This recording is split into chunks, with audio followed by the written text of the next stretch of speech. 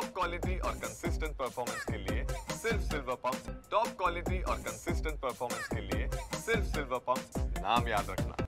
PMRDचे आयुक्त योगेश मसे सर आपल्यासोबत आहेत। सर, गेल्या काही दिवसापासून जे आहे त्यात मोठ्या प्रमाणात चर्चा सुरू आहे। DPR जो आहे तो रद्द करण्याची प्रक्रिया सुरू आहे। किती परिणाम जो आहे तो विकास कामं असतील किंवा जी आरक्षणासाठी जी जमीन असेल किंवा जी जागा घेतली होती त्याच्यावर किती फरक पडेल? विकास कामांवरती अजिबातच परिणाम होणार नाही, कारण सगळी जी काही विकास कामं होणार आहेत तर त्याच्यासाठी संपादन करायला लागतं जमिनीचं।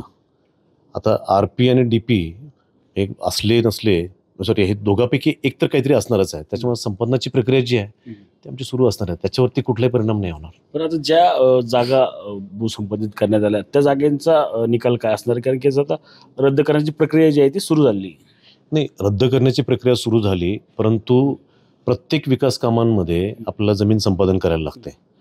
त्यामुळं DP गेल्यानंतर संपादन करायला लागणार नाही असं काही नाही आहे, संपादन हे करावंच लागणार आहे। त्याच्यामुळे विकास कामांवरती कुठला परिणाम होईल असं अजिबात नाही आहे। सध्या आपण आता पाहिलं तर DP जो रद्द करण्याची प्रक्रिया सुरू आहे त्या राजकारण जे आहे ते सुरू झालेलं आहे। पाहायला मिळते शरद पवारांचा पक्ष जो राष्ट्रवादी काँग्रेस आहे त्यांच्या शहराध्यक्षांनी गंभीर असे आरोप केले की बिल्डर दार्जिना हा DPR होता किंवा बिल्डरांना ग्राह्य धरून जो आहे तो हा DPR करण्यात आला होता, मात्र तो फडणवीसांना समजतं त्यांच्याकडून हा रद्द करण्यात आला। काय नक्की तथ्य आहे? मला याच्याबद्दल काहीच माहीत नाही। सर, आता आपण पाहिलं पिंपरी चिंचवड शहरात किंवा पुण्यातून ज्या नद्या वाहतात त्याचा एक नदी सुधार प्रकल्प जो आहे तो सुरू करण्यात आला, मात्र मोठ्या प्रमाणात नागरिकांचा विरोध होताना पाहायला मिळतो। नदी पात्रात जी झाडे आहेत तिची खुलेआम कत्तल होत असल्याचा आरोप त्यांच्याकडून करण्यात आलेला आहे। कसं पाहतात त्याचे?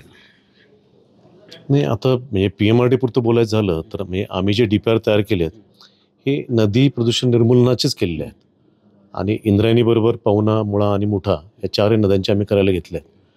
आता प्रत्यक्ष अजून ते काम सुरू व्हायला वेळ आहे आणि PMRDच्या हद्दीमध्ये कामामुळं झाडांची कत्तल झाली किंवा भराव घातलं असं अजिबात नाही आहे। आता अन्य ठिकाणी काय चाललं मला नाही सांगता येणार त्याच्याबद्दल। रणजित जाधव, TV9 मराठी, पिंपरी चिंचवड।